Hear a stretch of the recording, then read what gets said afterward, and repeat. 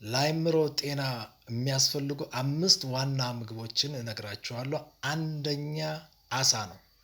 አሳ በኦሜጋ የበለጸገ ምግብ ስለሆነ ለአእምሮ ጤና በጣም ጠቃሚ ምግብ ነው። ሁለተኛ አቮካዶ ነው።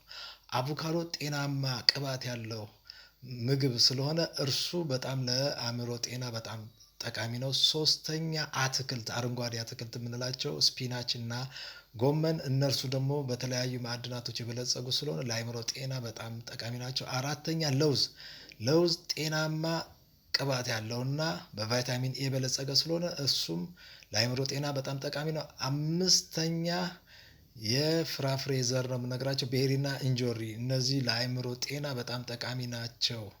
እነዚህ የፍራፍሬና የአትክልት አይነቶች ለብቻቸውን ለአእምሮ ጤና ጠቃሚ ናቸው ማለት አይቻልም። ነገር ግን በየቀኑ ከምናደርገው እንቅስቃሴና ጥሩ እንቅልፍ ጋር ጭምር ስለሆነ አእምሯችንን በእንደዚህ አይነት መልኩ መጠበቅ እንችላለን። በበለጠ እንግዲህ ፔጃችንን መከታተል ትችላላችሁ።